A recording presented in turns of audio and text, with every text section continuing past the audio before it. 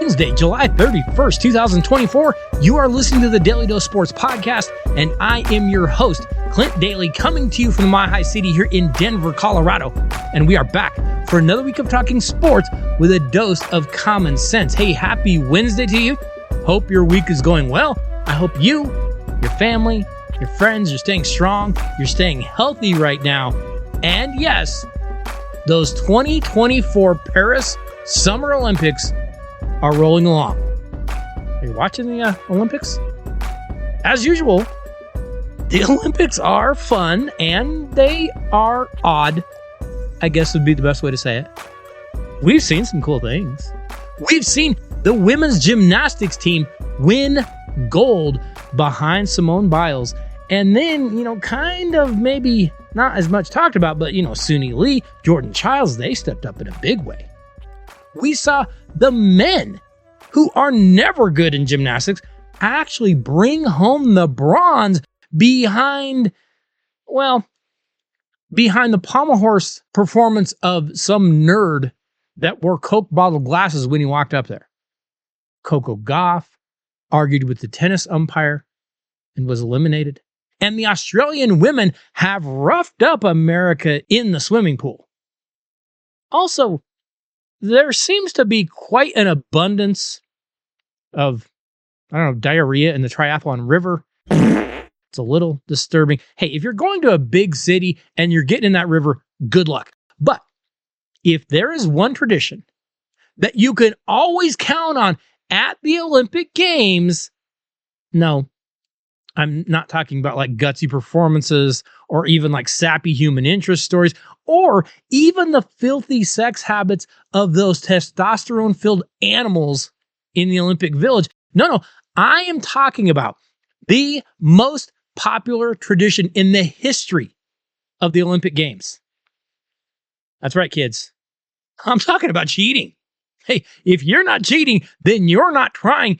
And we have a few examples of countries that I guess are trying really, really hard. First, we have two elite Chinese swimmers, including one that was named to that team in Paris, who tested positive back in 2022 for a banned drug, but they were cleared of doping last year by Chinese authorities.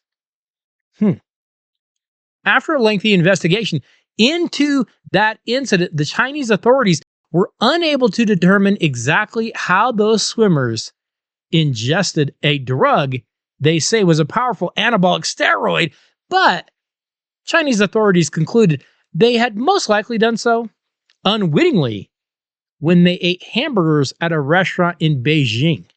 Man, what a wild coincidence. Story as old as time, right? I know that whenever I eat at, say, Burger King, suddenly I can swim super fast. Apparently, these swimmers were eating at, Casa de Canelo. Are you going to believe common sense or the Chinese government? Yeah, not so sure about that. Oh, but we aren't done. Because we also got a case of espionage to kick off these Paris Olympics involving Canada's women's Olympic soccer team. Oh, and by the way, some people got booted out.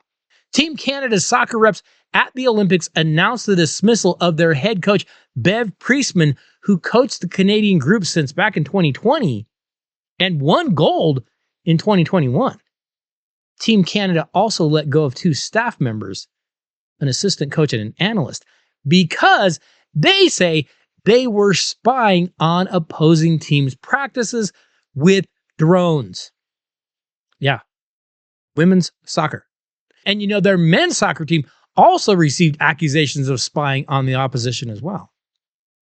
Every single time the Olympic Games roll around, we have things like this that happen. We have athletes and teams and countries that are full on caught cheating. They're trying to gain a competitive advantage in these games that I thought were supposed to be amateur athletics. So why are they trying so hard? And you know what's crazy about it? You know what the weirdest thing about all of it is? No one really cares.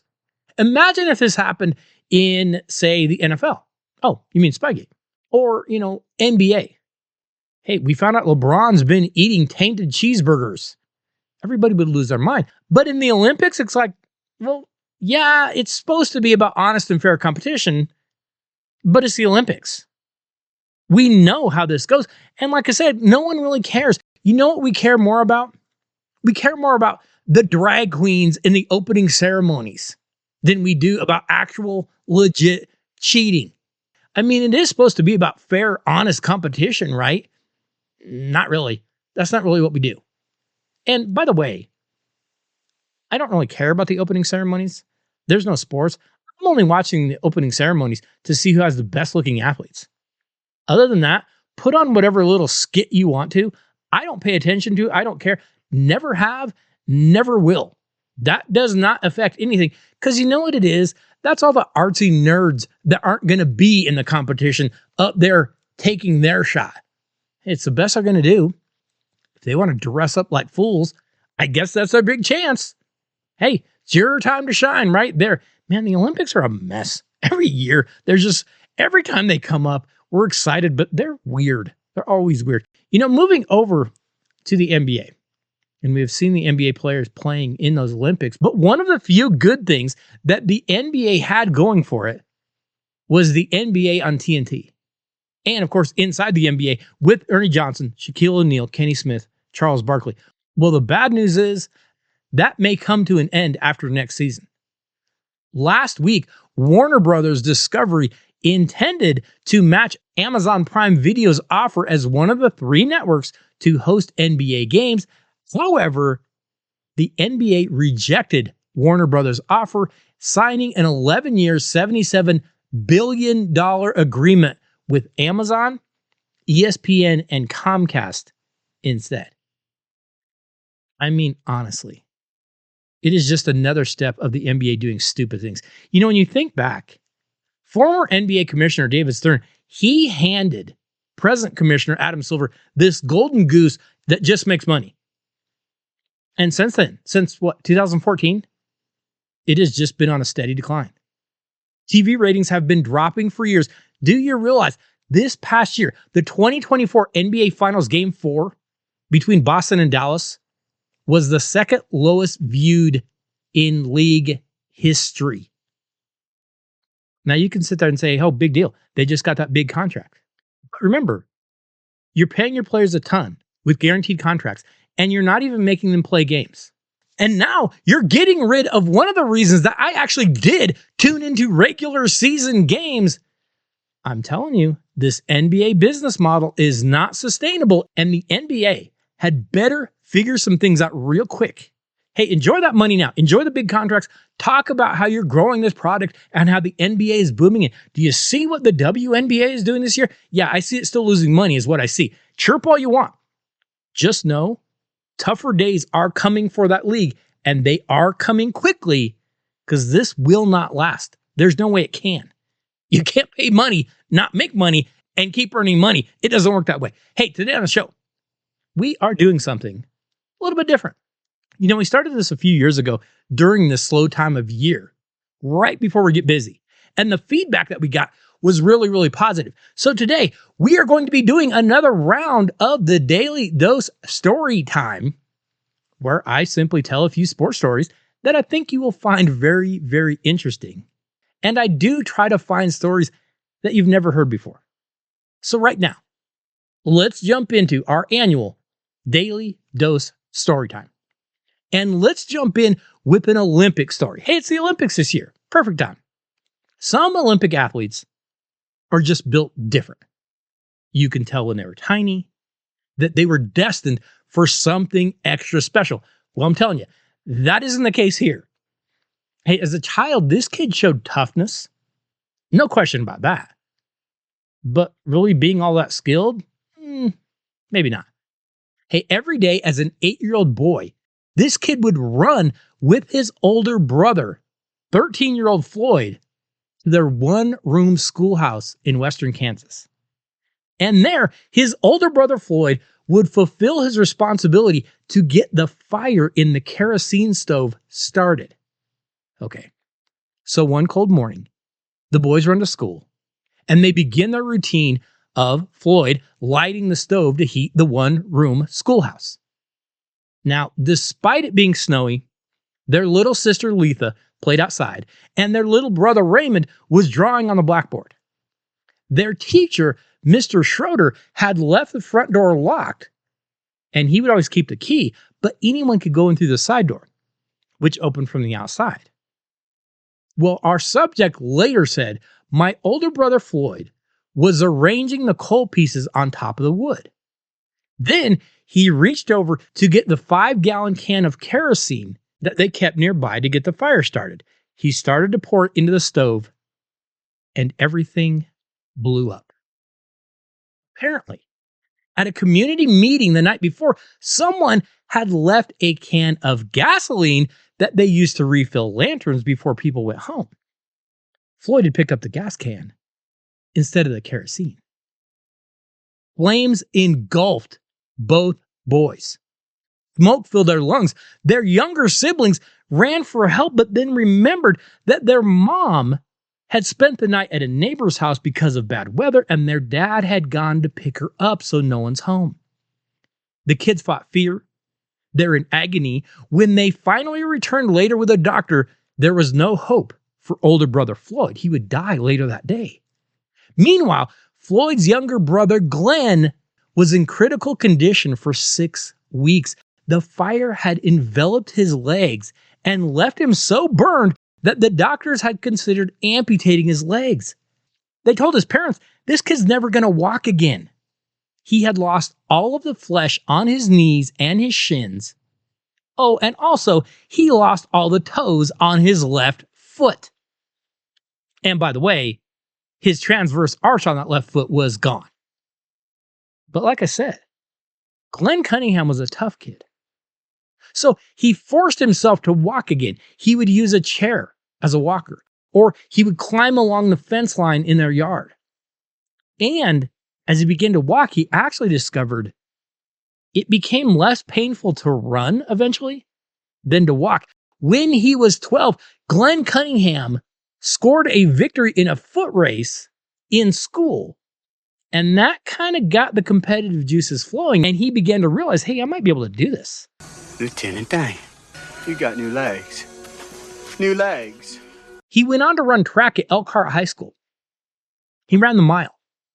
In his last high school race, he set a national record running the mile with a time of 4 minutes, 24.7 seconds. Glenn Cunningham then took his determination and will to the University of Kansas. Now, this was back in 1930, and at the Big Six meet in Lincoln, Nebraska, he set new conference records in the half mile and the mile. The following week, he went to Chicago in a national college meet where he ran a time of 4:11. No man had ever run the mile faster at an outdoor meet in the United States. Glenn Cunningham had arrived on the national scene, and it would be almost a decade before he would step back. He would actually go on to run in both the 1932 and the 36 Olympic Games. Glenn Cunningham finished his career with 2 NCAA titles, 8 AAU championships, and a ton of world records. One of which was his mile record at 4.06 back in 1934. That record stood for 3 years. All this from a guy they said would never walk again. You know, a lot of people say this. God either gives you the talent or the determination. You've got to pick which one you got and do the most with it. Glenn Cunningham definitely did the most with it. Let's move on to the world of college basketball. And college basketball recruiting, to actually be a little more specific.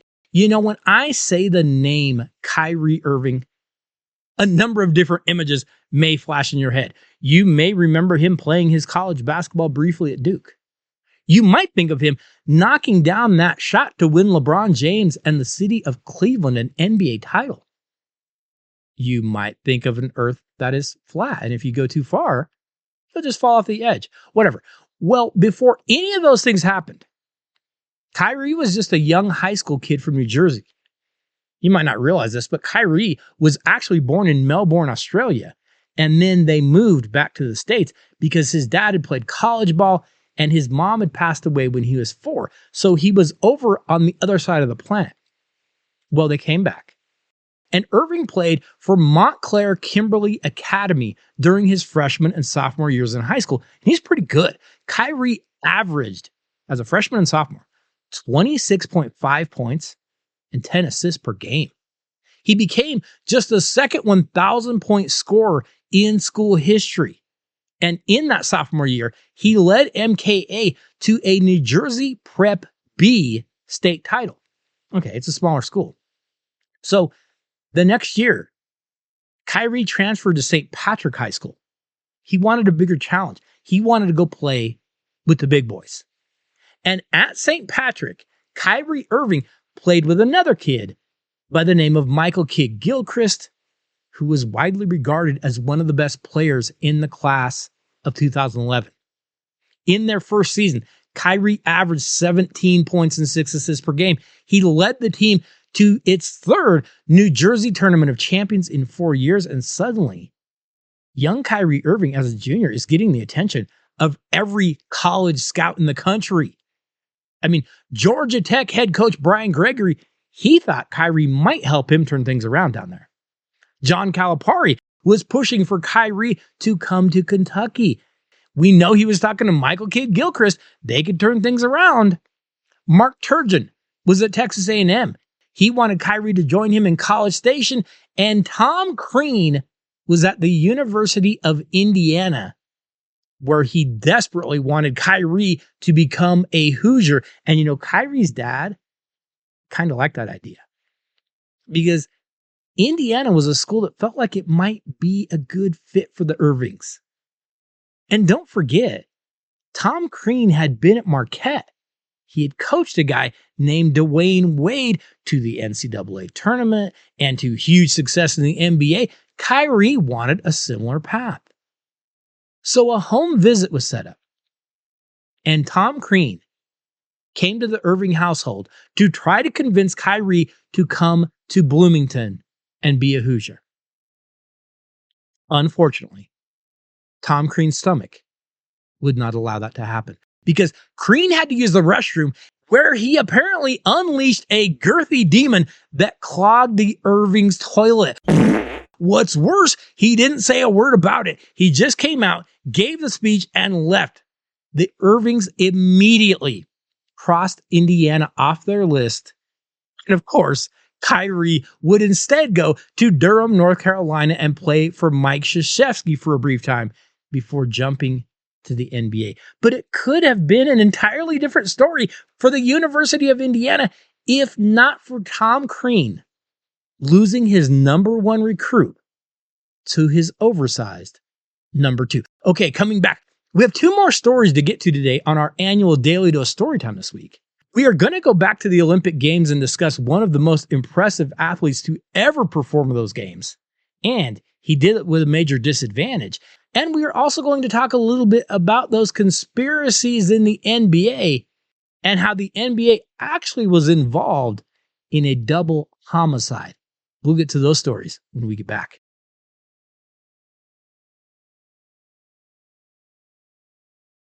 So let's stay in basketball. And we move over to the NBA, which we know is full of conspiracy theories. From the conspiracy that the NBA favors large markets over small ones, to the conspiracy that Michael Jordan left for a few years because of gambling, to the conspiracy of the frozen envelope where Patrick Ewing was drafted, to the shady officiating, whatever. The NBA has a lot of controversy that seems to follow it every single year. But did you know that actual NBA merchandise was used to help convict 2 defendants in a very prominent double murder trial? Yeah. Back on the evening of August 20th, 1989, Lyle and Eric Menendez shot their parents dead in their Beverly Hills mansion with a 12-gauge shotgun. The brothers shot their father, Jose, 6 times, including a fatal shot in the back of his head. And then they shot their mother, Kitty, 10 times. And this is kind of rough. They even had to go out to their car to reload to finish her off with a shot to the face. Not good. Immediately after the killings, both brothers remained in the house, expecting the police to respond due to the noise. When the police arrived, the brothers told them the killings had occurred while they were at the movies in Santa Monica. Now, for whatever reason, the police department did not seek gunshot residue from the brothers, which would have indicated whether or not they had recently discharged a firearm. And in the following months, the brothers began to spend money like drunken sailors on leave. While the police were investigating who might have done this, Eric and Lyle were buying Porsches and Rolexes and even restaurants. Police estimate the brothers spent over $700,000 in just a few months, including some primo courtside tickets at Madison Square Garden to watch the New York Knicks. Now, during the early stages of the investigation, police tried to narrow their search to suspects who had motives. But then they began to suspect the brothers might have done it because they had that financial motive of insurance, and all of a sudden, all this money that was left in the estate, maybe they did it. I mean, look at that financial motive and look at their crazy spending after the killings. So Los Angeles County sought first-degree murder and conspiracy charges. They claimed the brothers had a dysfunctional relationship with their parents and wanted to get all their money. The brothers said they came from a life of sexual and physical abuse, and they eventually admitted, well, we did it, but it was self-defense. So the first trial ends in a deadlocked jury. Another one begins. The prosecution keeps attacking the brothers. They claimed you wanted to get at your parents' money. The defense claimed the brothers had access to the money after the murders, but hadn't really spent anything carelessly, so who cares? Well, the jury would eventually convict the brothers on 2 counts of first-degree murder and conspiracy to commit murder, and they sentenced them to life in prison without parole.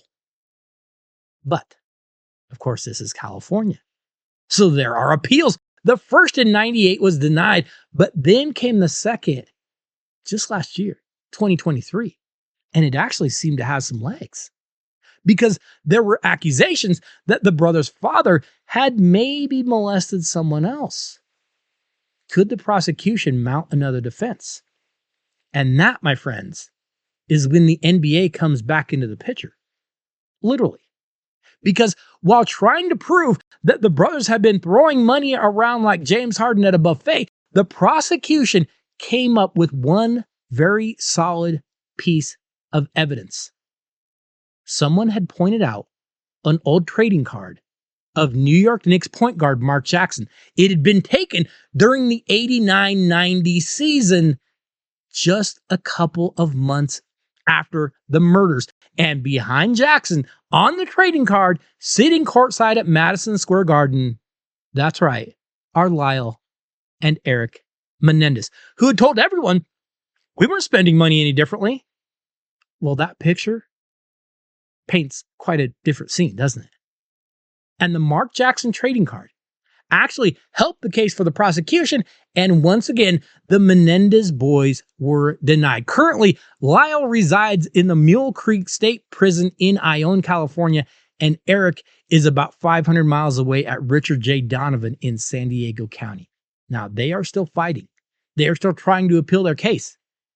But that trading card sure doesn't help whatever they bring to the table. Okay, so let's finish off our annual Daily Dose story time with one more Olympic story. Like I said, it's the Olympics. And this one concerns one of the greatest athletes of all time, and a guy who gets overlooked by modern day sports fans. James Francis Thorpe grew up in Sac and Fox Nation in Indian Territory, which would now be like the U.S. state of Oklahoma. And as a kid, he attended Carlisle Indian Industrial School in Carlisle, Pennsylvania. He was a 2-time All-American for the school's football team. He actually played for head coach Pop Warner. Now, Jim Thorpe didn't actually have a birth certificate, but they estimate he was born on May 22nd, 1887. That was the date on his baptismal certificate. So Thorpe began his athletic career at Carlisle in 1907, when he walked past the track and still wearing street clothes, beat all of the school's high jumpers with an impromptu 5'9" jump, just out there in street clothes. He also competed in football, baseball, lacrosse, ballroom dancing. Yeah. In fact, he won the 1912 Intercollegiate Ballroom Dancing Championship. Yeah. Dude's a little light on his feet. Well, Thorpe first gained nationwide notice in 1911 for his athletic ability as a running back, defensive back, place kicker, and punter. Thorpe scored all of the team's 4 field goals in an 18-15 upset of Harvard. Now, you think of that now and you say big deal, but Harvard back then was kind of the real deal. His team finished 11-1. And, during that season, he scored 25 touchdowns at 198 points. I mean, that 11-1 record also included a victory over Army. Again, Army back then was pretty good. In that game, Thorpe had a 92-yard touchdown called back for a teammate's penalty. So on the next play, Thorpe went 97 yards for another touchdown. Pretty impressive stuff. Thorpe was a third-team All-American in 1908 and a first-team All-American in 1911 and 1912. In the spring of 1912, he started training for the Olympics to participate in the pentathlon and the decathlon. He also decided that despite the fact he had never competed in track and field, he was also going to try the long and the high jump. Well, the first competition was the pentathlon on July 7th.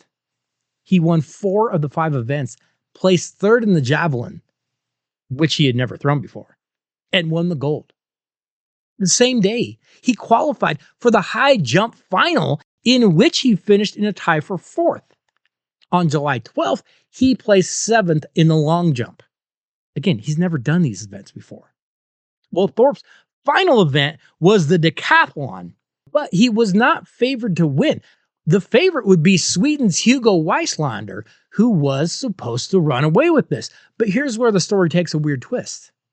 On the first day of competition, Jim Thorpe went out to get ready, but his shoes were missing. Now, remember, this was before the days of Nike giving you like 37 pairs of shoes. Thorpe literally didn't have any shoes to wear. Was this some bigot trying to keep a Native American from winning a medal? I don't know. Maybe it's just some fanatic nut. I have no idea. But Thorpe had to find shoes. So he found one spare in the Team USA Olympic Village, and then he grabbed another one from the Team USA Olympic Village trash dumpster. And those shoes are what he wore in the Olympic competitions. Hey, don't believe me? Google Jim Thorpe decathlon and take a look at his shoes. They don't even match. He had the easy excuse. I would have won, but... yeah, not for Jim Thorpe, though. Thorpe beat the favored Weislander by 688 points. He placed in the top 4 in all 10 events, and his Olympic record of 8,413 points stood for 2 decades. Overall, Thorpe won 8 of the 15 individual events that comprised the pentathlon and the decathlon. No cramps. No, someone stole my shoes. No, the sun was in my eyes or I got the twisties. He just went out and dominated. Now, unfortunately, this story does take a bit of a sad turn, as the Olympics at the time had really strict amateur rules, and they would later take Thorpe's medals away because he had made some very small-time money by playing semi-pro baseball. He made like $65. A lot of guys did things like that back then. The difference was they wouldn't use their real names. Thorpe did. And he got his medals taken away. But Thorpe would go on to be a Pro Football Hall of Famer with the Canton Bulldogs and the Chicago Cardinals. A very good MLB player with the New York Giants, Cincinnati Reds, and Boston Braves. But that's not all. Thorpe also played some traveling pro basketball in Ohio, and he had looked at playing professional hockey in Canada, but couldn't find a team that was a good fit for him. Jim Thorpe would pass away in 1953 at the age of just 65. And in July of 2020, over 50 years after his death, the Olympics decided that his medals being taken away was stupid. And so they voted to reinstate him as the sole winner of those events. Imagine what a guy that didn't even have matching shoes could have done in the modern era.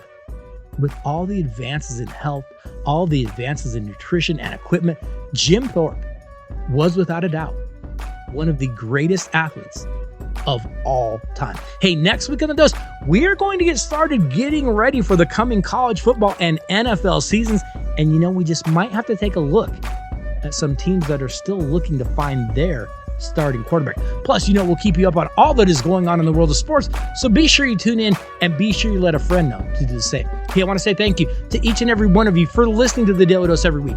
Thank you for the emails. Thank you for the texts. Thank you for the tweets. Thank you for stopping by DailyDoseSports.com, where we have new things going up every week. But more than anything, thank you for sharing the show, for sharing the videos, for sharing the articles with someone that you know. We absolutely love it when you do that. I've said thank you to JSP. Could not do any of this without you.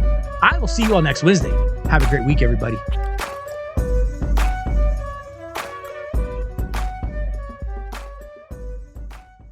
Lieutenant Dan, you got new legs. New legs.